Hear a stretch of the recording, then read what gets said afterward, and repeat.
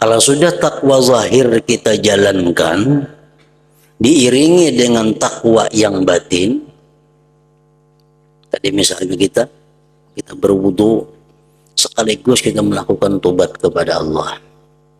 Kita menutupi aurat anak sembahyang, sekaligus kita menutupi dosa-dosa hati kita.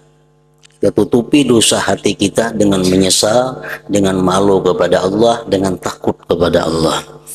Kita arahkan badan kita menghadap kiblat, sekaligus hati kita arahkan menghadap yang punya kiblat. Nah, kalau kita sudah bisa demikian, kita akan diberi Allah penglihatan mata hati. Sehingga mata kita bisa kita gunakan untuk melihat alam nyata, alam dunia ini, dan mata hati kita pun bisa melihat apa yang terjadi, apa yang sebenarnya dilihat oleh mata itu.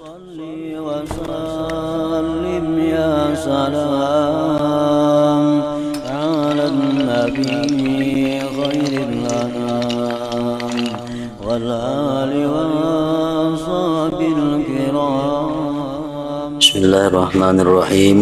Alhamdulillahirabbil alamin. Wassalatu wassalamu ala asyrafil anbiya wal mursalin. Sayyidina Maulana Muhammadin wa ala alihi wa sahbihi ajma'in. Qala al-musannifu rahimahullah wa nafa'ana bi ulumih. Dan ketahuilah olehmu bahwa 3 perkara ini, hasad, riya, dan ujub, ialah asal kepada segala penyakit hati.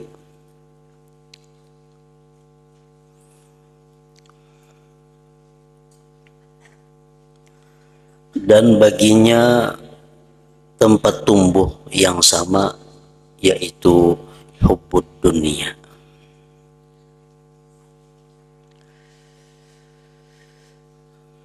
Cinta dunia.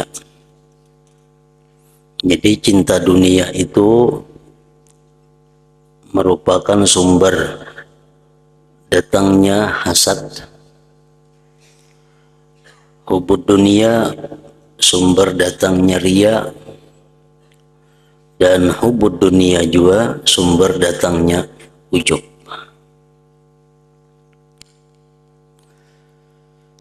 Oleh karena itu Rasulullah sallallahu alaihi wasallam pernah bersabda, hubbud dunya ra'su kulli khati'ah. Cinta dunia itu adalah puncak daripada segala kejahatan. Namun demikian, dunia juga adalah ladang untuk akhirat. Namun demikian, dunia juga adalah ladang untuk akhirat. Maka siapa yang mengambil dunia sekedar yang ia perlukan, yaitu sekedar yang digunakannya untuk sampai ke negeri akhirat, maka dunia yang seperti ini adalah ladang akhirat. Dunia yang digunakannya untuk kepentingan-kepentingan ibadah, dunia yang digunakannya untuk mendekatkan diri kepada Allah, nah, maka dunia itu adalah bukan lagi sesuatu yang tercela, tetapi merupakan sawah atau ladang akhirat.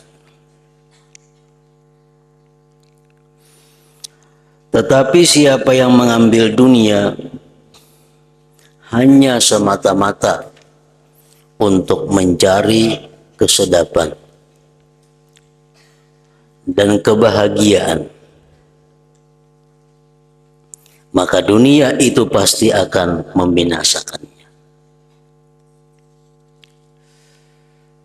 Dunia hanya diambilnya Dunia hanya dipakainya untuk bersenang-senang, dunia hanya dipakainya untuk bersedap-sedap, dunia hanya dipakainya untuk bermewah-mewah. Nah, itulah dunia yang mencelakakan seseorang.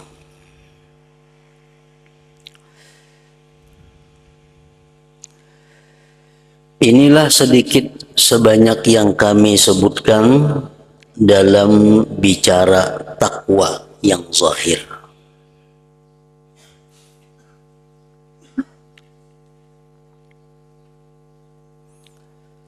Seperti memelihara anggota-anggota tubuh daripada yang diharamkan Allah.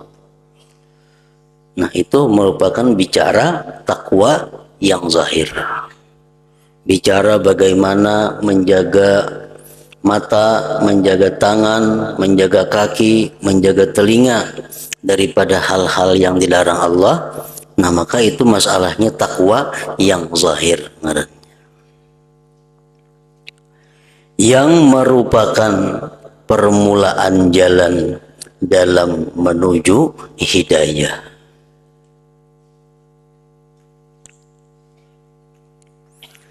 Apabila engkau mencoba akan dia dan engkau dapati nafsumu dapat mengikutinya, kita sudah membaca bagaimana dosa-dosa yang ada di telinga, kalau kita dapat menjauhinya, kita sudah mengetahui dosa-dosa yang diakibatkan oleh mata, lalu kita bisa menjauhinya. Sudah bisa, maka teruskanlah dengan membaca kitab Ihya Ulumuddin supaya engkau sampai kepada bicara takwa yang batin. Seperti kita melaksanakan sembahyang, melaksanakan sembahyang dengan melakukan segala syarat dan rukunnya, itu merupakan takwa yang zahir. Kita disuruh berwudu. Nah, itu artinya kita disuruh melakukan takwa yang zahir. Tetapi hendaknya bukan hanya kita disuruh melakukan takwa yang zahir dengan berwudu itu, tetapi juga kita hendaknya disuruh melakukan takwa yang batin, yaitu tobat daripada segalian dosa-dosa yang ada di dalam diri kita. Itu merupakan persamaan daripada wudhu itu. Kita disuruh sebelum sembahyang menutup aurat. Menutup aurat artinya, aurat itu artinya aib. Kada pantas orang menghadap Allah dengan membuka aibnya. Lalu disuruh tutup aurat. Aurat laki-laki mulai sini sampai sini, aurat bini-bini sini sampai sini. Nah, itu merupakan takwa yang zahir dengarannya. Nah, kalau sudah kita melaksanakan takwa yang zahir, kita dituntut pula untuk melakukan takwa yang batin. Takwa yang batin persamaan daripada menutup aurat. Kita disuruh menutupi aurat hati. Menutupi aurat hati macam apa? Dengan malu kepada Allah, dengan menyesali perbuatan dosa, dengan takut kepada keagungan dan kebesaran Allah. Nah, itu merupakan takwa batin yang menyamai dengan menutup aurat. Kita disuruh sebelum sembahyang menghadap kiblat. Menghadap kiblat. Artinya di mana dada kita diwajibkan menghadap kiblat. Nah, itu takwa yang zahir. Sebagaimana kita kada sah menghadap yang lain daripada kiblat waktu sembahyang, maka takwa yang batin persamaannya itu adalah bahwa di dalam sembahyang hati kita selalu menghadap kiblat. Kiblatnya hati adalah sahibul bait, orang yang punya baitullah. Kalau zahir kita disuruh menghadap baitullah, maka batin kita disuruh menghadap yang punya punya Baitullah. Nah, jadi setiap gerakan-gerakan takwa yang zahir itu pasti ada di dalamnya takwa yang batin.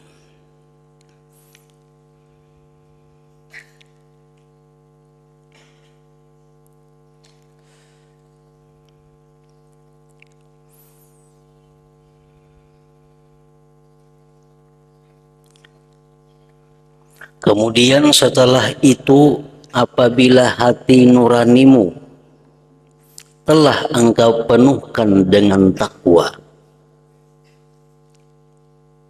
sudah penuh hati dengan takwa. Jadi bukan hanya zahir yang berpakaian dengan takwa, tetapi hati kita pun sudah kita isi dengan takwa yang batin tadi. Maka ketika itulah akan terbuka hijab, akan terbuka dinding antaramu dan antara Tuhan. Dan akan terbuka pula bagimu segala cahaya ma'rifat, dan akan mengalir daripada hatimu pancaran hikmah, dan akan jelaslah bagimu segala rahasia alam mulki, alam yang nampak di mata, dan rahasia alam malakut, alam yang tidak tampak di mata. Kalau sudah takwa zahir kita jalankan, diiringi dengan takwa yang batin, tadi misalnya kita berwudu, sekaligus kita melakukan tobat kepada Allah. Kita menutupi aurat anak sembahyang, sekaligus kita menutupi dosa-dosa hati kita. Kita tutupi dosa hati kita dengan menyesal, dengan malu kepada Allah, dengan takut kepada Allah. Kita arahkan badan kita menghadap kiblat, sekaligus hati kita arahkan menghadap yang punya kiblat. Nah, kalau kita sudah bisa demikian, kita akan diberi Allah penglihatan mata hati, sehingga mata kita bisa kita gunakan untuk melihat alam nyata, alam dunia ini, dan mata hati kita pun bisa melihat apa yang terjadi, apa yang sebenarnya dilihat oleh mata itu. Kita ambil contoh orang-orang yang diberi Allah penglihatan mata hati.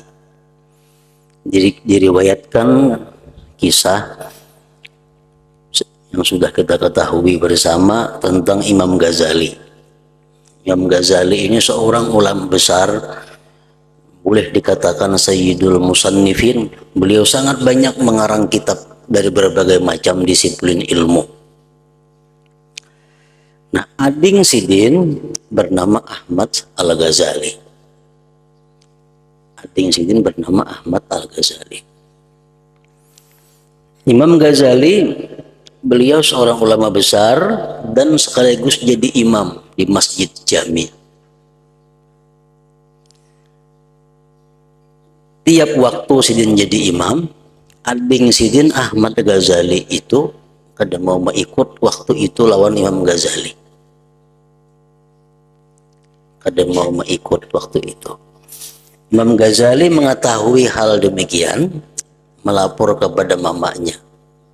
Itu mah pada hipang ading tuh nah, supaya sembahyang mengikut ulun. Namunnya kada mengikut ulun supan, dikira nang apakah kita ada kelakuan ulun yang kurang baik, ada akhlak yang kurang baik, sampai ading itu kada mengikut ulun sembahyang. Nah, kemudian disuruh mamanya adingnya tadi mengikut Imam Ghazali sembahyang berjamaah di Masjid Jami itu. Begitu sampai di masjid, Imam Ghazali jadi imam, Ahmad Ghazali tetap kada kawa umpat mengikut Ghazali, tetap sembahyang sorangan. Nah, kemudian ditakunu Imam Ghazali, kenapa ikam pada umpat aku sembahyang berjamaah, ada umpat mengikut aku? Ujar Imam Ghazali, ujar Ahmad Al-Ghazali, kayak apa ulun hendak umpat mengikut pian, sedangkan ulun melihat pian itu berdarah-darah. Betul najis hatinya kan, darah najis. Sedangkan engkau, sedangkan pian berdarah-darah, awak kayak mana mau ikut? Nah, barulah Imam Ghazali sadar bahwa waktu sembahyang itu Imam Ghazali keingatan mengarang kitab tentang masalah mutahayyirah, tentang perempuan yang haidnya kada teratur. Kan haid darah kalau. Nah, jadi waktu sembahyang itu Imam Ghazali keingatan masalah haid, masalah darah. Nang Ading melihat bahwa Imam Ghazali itu awaknya berlumuran dengan darah. Lo kada kau mengikut. Nah, ini contoh bahwa Ahmad Ghazali ini mempunyai pandangan tentang mata hati beliau melihat hakikat segala sesuatu. Jadi sebenarnya bentuk manusia ini adalah hakikatnya apa yang ada di dalam hatinya. Ada salah seorang aulia Allah Subhanahu wa taala punya anak dilamar oleh seseorang. Melamarnya orangnya bagus, sempurna, ada kurangnya. Tapi Sidin menolak lamaran itu. Tidak aku terima melamar anakku. Lalu jangan bini Sidin kan apakah jadi diterima? Bapakku malah menerima lamaran babi ini tuh datang ke sini. Babi nama lamar aku lah menerima. Nah, kenapa demikian? Karena orang yang melamar ini hatinya itu dipenuhi dengan sifat tamak. Hatinya dipenuhi dengan sifat luba. Tamak dan luba itu merupakan sifat babi. Nah, jadi wajah yang dilihat oleh mata hati beliau bukan manusia, ini adalah babi. Nah, jadi hal-hal semacam itu tentang ketajaman mata hati seseorang itu bisa didapatkan apabila sudah menjalankan takwa yang zahir dan takwa yang batin. Itu yang maksud dengan terbuka hijab antaramu dan antara Tuhanmu, dan akan terbuka pula bagimu segala cahaya ma'rifat, dan akan mengalir daripada hatimu pancaran hikmah, dan akan jelaslah bagimu segala rahasia alam mulki, alam yang nampak di mata, dan rahasia alam malakut, alam yang tidak nampak di mata. Dan akan mudahlah bagimu mencapai ilmu hakikat yang menjadikan engkau memandang rendah terhadap ilmu yang baru-baru yang tidak ada disebutkan di zaman para sahabat dan para tabi'in radhiyallahu anhum ajma'in.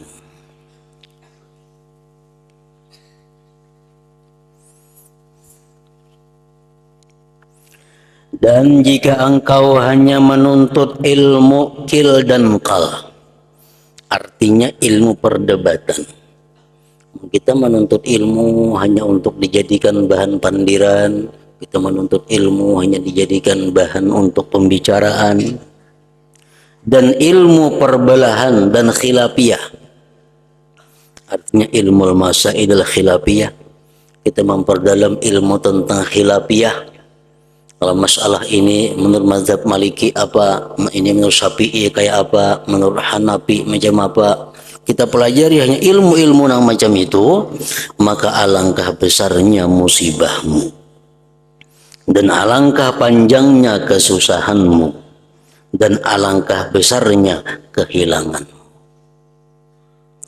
Ketika itu buatlah apa saja yang engkau kehendaki, karena dunia yang engkau tuntut dengan menggunakan agama sudah tidak selamat lagi bagimu, manakala akhiratmu pula pasti akan hilang daripadamu. Maka siapa yang mencari dunia dengan menggunakan agama,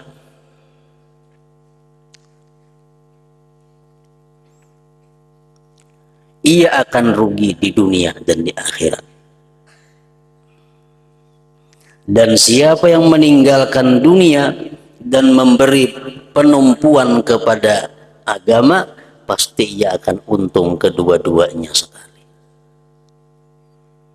Orang yang beramal, orang yang beribadah karena Allah, orang yang beribadah karena akhirat, otomatis dunia pun diperintah Allah untuk menghampirinya. Nah, orang-orang yang beribadah kepada Allah tapi dengan tujuan dunia, maka Allah perintahkan dunia untuk lari daripadanya. Sebagaimana dikatakan oleh Ja'far As-Shadiq radhiyallahu an, Allah Subhanahu wa taala berwahyu kepada dunia begitu Allah menciptakan dunia ini. Ujar Tuhan, ya dunia ukhdumi man khadamani. Wahai dunia, engkau berbaktilah, engkau berkhadamlah kepada orang-orang yang berkhadam kepadaku. Itu sudah perintah Allah. Ya dunia ukhdumi man khadamani.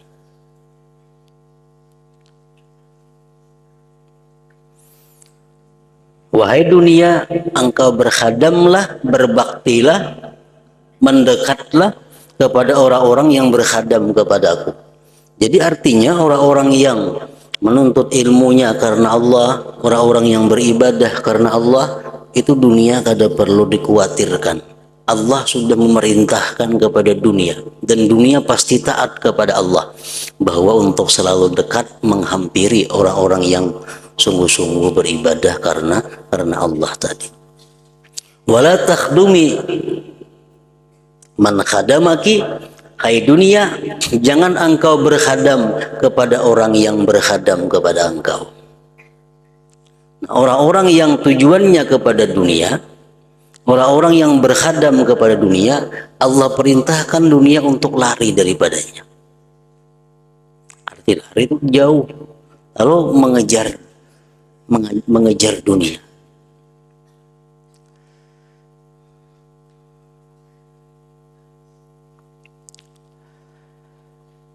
Dan siapa yang meninggalkan dunia, artinya hidupnya kadada untuk motivasi dunia. Dan tiap hari sudah kita baca itu dalam sembahyang, dalam pernyataan kita di hadapan Allah. Inna salati wa nusuki wa mahyaya wa mamati lillahi rabbil alamin. Itu pernyataan kita setiap hari. Berbuat inna lagi, inna salati, sesungguhnya sembahyangku, wa nusuki, dan ibadah-ibadahku, wa mahyaya, dan sesungguhnya hidupku, wa mamati, dan sesungguhnya matiku, lillah rabbil alamin, untuk Allah Tuhan semesta alam. Nah, jadi artinya bila mana kita hidup sebagaimana apa yang kita ucapkan setiap hari itu karena Allah, maka yang lain daripada Allah diperintahkan untuk membantu kita, untuk berkhadam kepada kita. Maka inilah kata-kata pertunjuk untuk engkau memulakan perjalananmu pada bermuamalah dengan Allah Ta'ala, dan menunaikan segala suruhannya dan menjauhkan segala larangannya. Dan sekarang aku akan sebutkan kepadamu beberapa pertunjuk pula yang dapat engkau jadikan panduan dalam hidupmu di dunia ini bersama dengan Tuhanmu dan bersama dengan segala hamba-hamba Allah Ta'ala.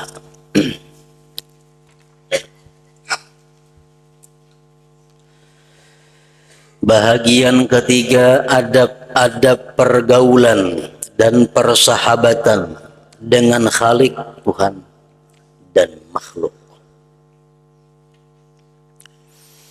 Satu, adab-adab dengan Allah Ta'ala. Adab apa semalam artinya? Adab artinya apa? Kullu ma yuhmadu qaulan wa fi'la. Kalau tiap-tiap yang dipuji, baik itu perkataan atau perbuatan, itu ngarannya adab.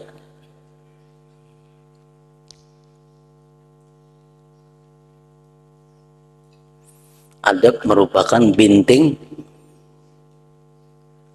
diri kita. Orang yang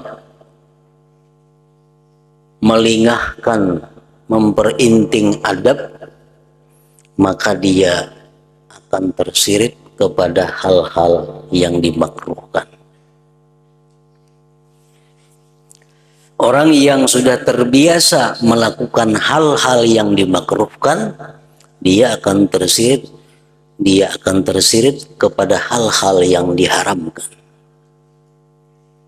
Orang yang sudah terbiasa melakukan hal-hal yang diharamkan, dia akan tersirit nantinya kepada hal-hal yang mengakibatkan dia kafir, ingkar kepada Allah Subhanahu wa ta'ala. Jadi adab ini adalah binting yang pertama. Adab lebih daripada sekedar sunat.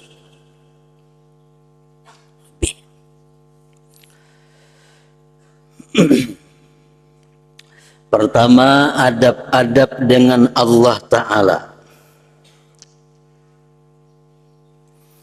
Ketahuilah bahwasanya sahabatmu yang tidak pernah bercerai ia daripadamu,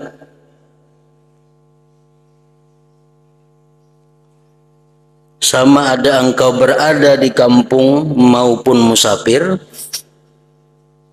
di waktu tidur atau jaga, bahkan di waktu hidup dan matimu, ialah Tuhanmu.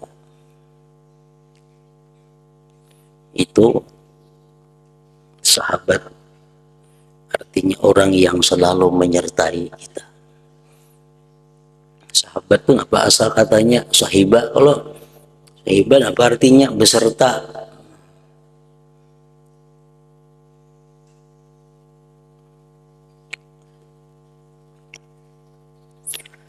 Jadi sahabat yang sebenarnya, orang yang menyertai kita sebenarnya itu adalah Allah Subhanahu wa ta'ala. Baik kita hidup atau mati. Ialah Tuhanmu dan penghulumu dan penolongmu dan penciptamu.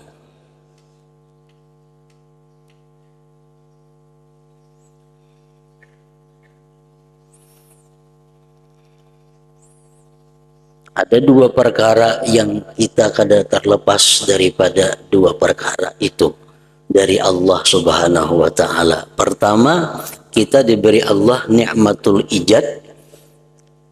Yang kedua, kita diberi Allah ni'matul imdad.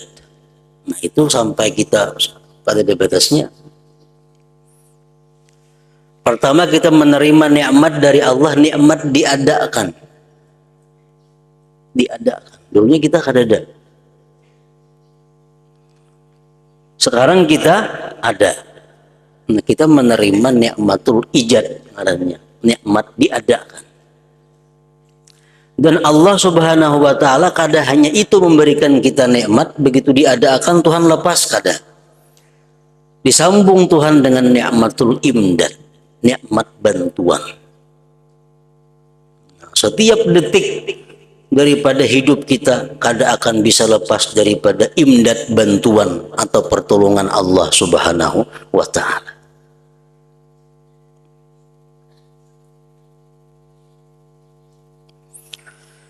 Apabila engkau menyebutnya, dia akan ada bersama denganmu. Maksudnya dia bersama denganmu itu, dia itu artinya rahmatnya bersama denganmu.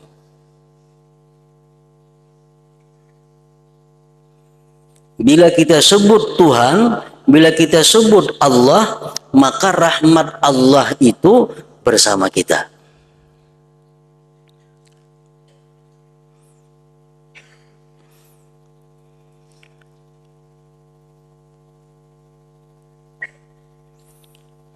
Karena firman Allah Ta'ala dalam hadis qudsi, ana jalisu man zakarani.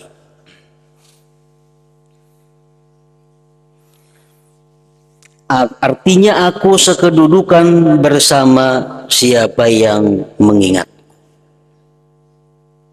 Allah tuh semajlis sekedudukan bersama-sama dengan orang yang mengingatnya. Begitu hati kita ingat kepada Allah, di saat itu kita menerima rahmat dari Allah. Setiap manusia itu pasti bersama Allah. Cuma ada manusia yang bersama rahmatnya Allah, ada manusia yang bersama laknatnya Allah. Innallaha ma'as sabirin. Allah beserta orang-orang yang sabar. Berarti orang kada sabar itu kada bersama Allah lah. Kada.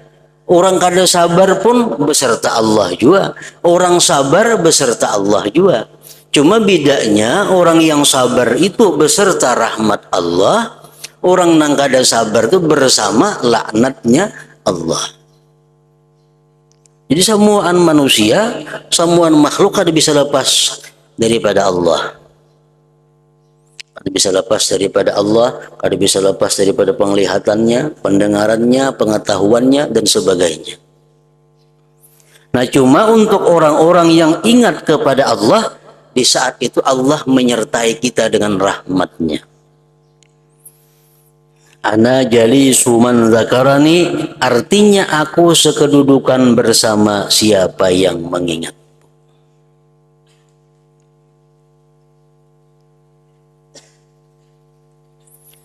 Dan Allah berfirman pula dalam hadis qudsi, ana indal munkasirati qulubuhum min ajli. Artinya, ujar Tuhan, aku di sisi mereka yang hancur hatinya karena mengingatiku.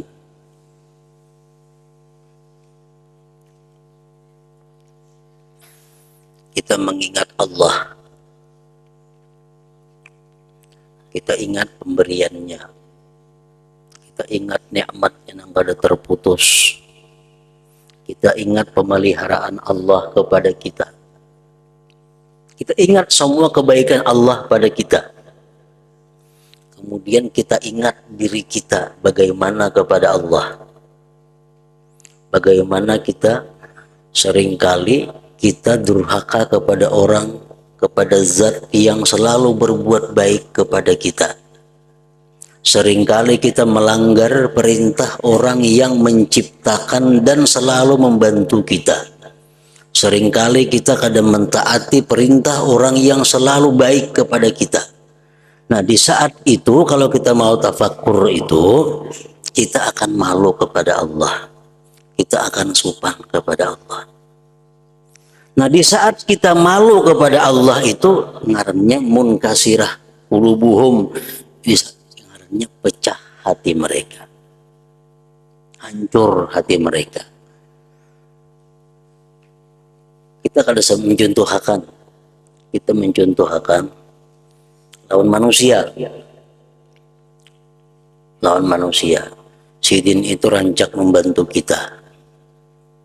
Sidin mencukupi segala keperluan kita. Pokoknya Sidin itu sangat baik kepada kita. Sangat baik kepada kita. Tahu-tahu kita ini khianat lawan Sidin. Tahu-tahu kita mencuntan benda Sidin. Tahu-tahu kita mencuri harta benda Sidin. Sedangkan Sidin sudah tahu pada kita yang mencuntan. Sidin tahu dah pada kita menjuntan. Nah, begitu kita bertamu Sidin, otomatis kita akan pecah hati. Sopan, bisa pucat muka kita. Punya beriman, kecuali hatinya kada beriman lagi atau sopan lagi. Orang-orang yang normal, orang-orang yang masih punya mata hati, pasti sopan. Mengkau beliung bertemu Sidin itu. Kenapa? Karena kita kada tahan menyandang malunya hati kita. Selama ini mulai kekanakan sampai dewasa, Sidin memberi makanan kita, menyediakan tempat lawan kita, semuaan dicukupi Sidin. Saatnya kita masih aja khianat lawan sidin. Dan sidin tahu pada kita khianat. Nah, jelas sudah kita kalau bertemuan beliau nyamun kawan itu kasupanan lawan sidin tuh. Nah, itu ngarannya munkasirah. Pecah ngarannya maksudnya itu hatinya. Nah, kayak itu juga lawan Allah Subhanahu wa taala kalau kita mau berpikir bahwa kita menerima nikmat setiap detik kada terhitung. Kita seringkali maksiat, seringkali melanggar perintahnya. Nah, kalau kita ingat itu, lalu kita timbul supan dalam hati kita. Nah, ketika kita malu itulah Allah bersama kita. Rahmatnya mencurah kepada kita artinya. Aku di sisi mereka yang hancur hatinya karena mengingatiku.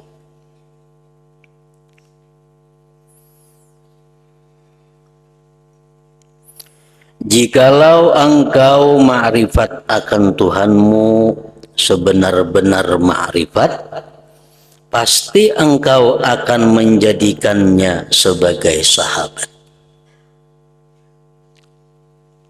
Dan engkau meninggalkan yang lain daripadanya.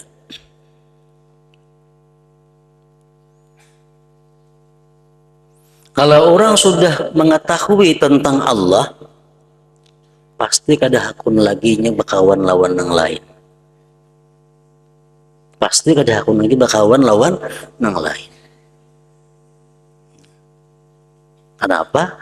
Karena tahu bagaimana Allah tuh baiknya lawan kita, bagaimana Allah tuh sayangnya lawan kita, bagaimana Allah tuh memuliakan kita.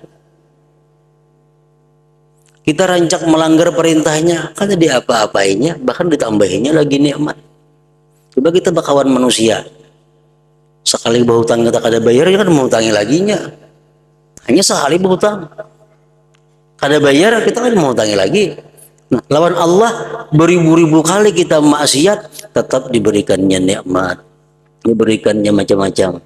Nah, makanya kalau orang sudah ma'rifat dengan Allah, kada mau lagi bakawan lawan yang lain, kada mau lagi jinak lawan yang lain. Karena dia tahu bahwa Allah ternyata paling baik di antara sekaliannya itu. Jikalau engkau ma'rifat akan Tuhanmu sebenar-benar ma'rifat, pasti engkau akan menjadikannya sebagai sahabat dan engkau meninggalkan yang lain daripadanya. Yang lain di kiau bisa kada datang. Kalau Allah di kiau pasti datang. Beruban di kiau kita sebut ngarannya aja sudah datang. Namun yang lain, makin kita dalam keadaan susah, makin dalam keadaan sakit, berpuluh kali mengiau bisa pura-pura kada mendengarnya.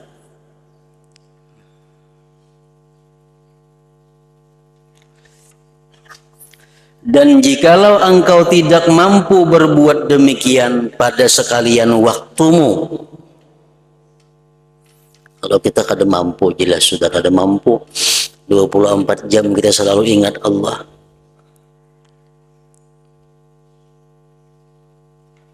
Maka janganlah kosong siang dan malammu daripada waktu yang telah engkau tentukan untuk bersunyi diri dengan. Kita ulah waktu.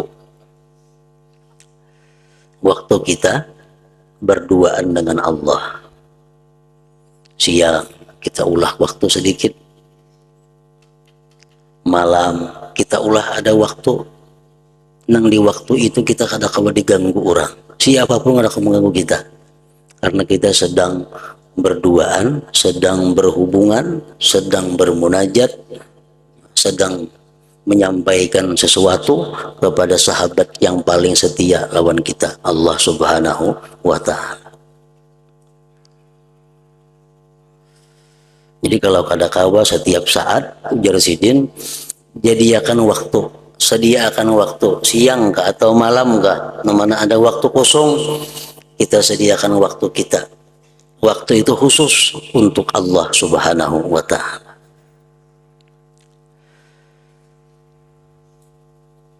Dan engkau berlezat-lezat dengan munajatnya.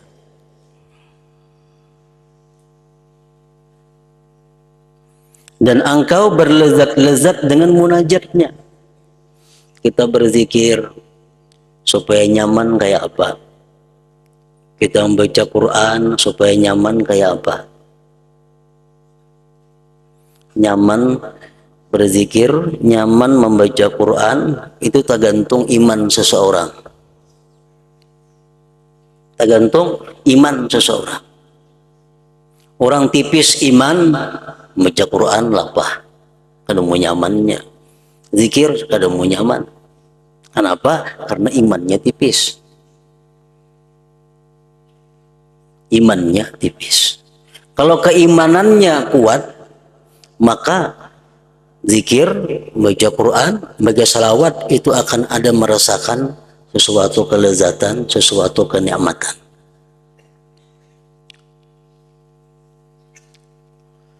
Kita ambil contoh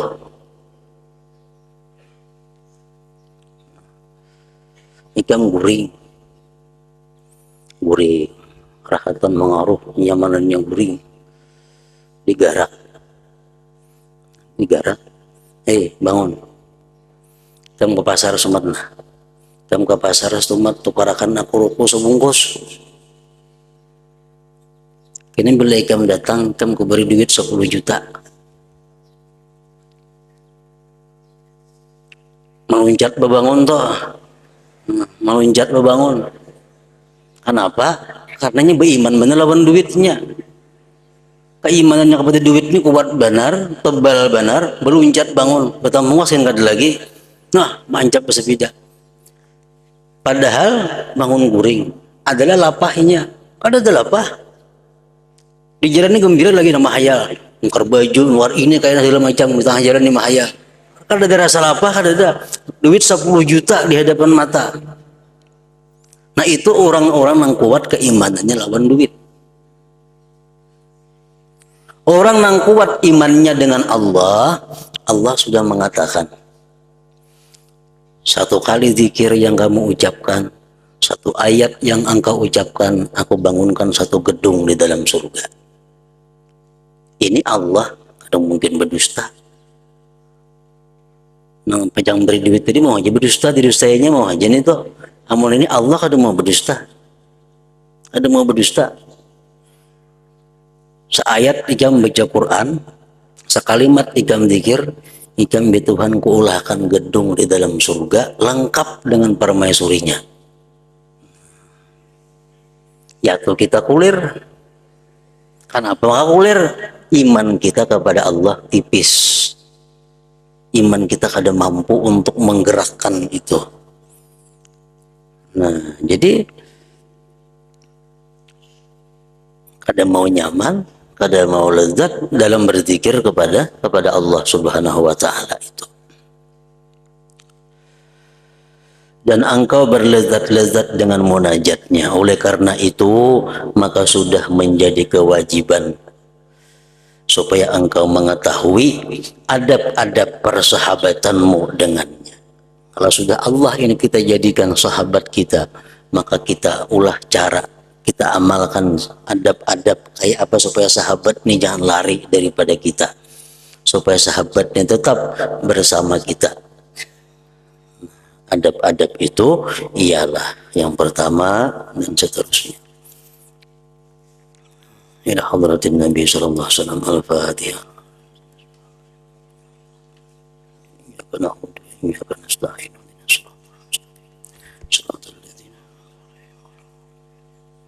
Bismillahirrahmanirrahim. Alhamdulillah rabbil alamin. Wa salli wa sallim ala sayyidina Muhammad wa alihi wa sahbihi ajma'in.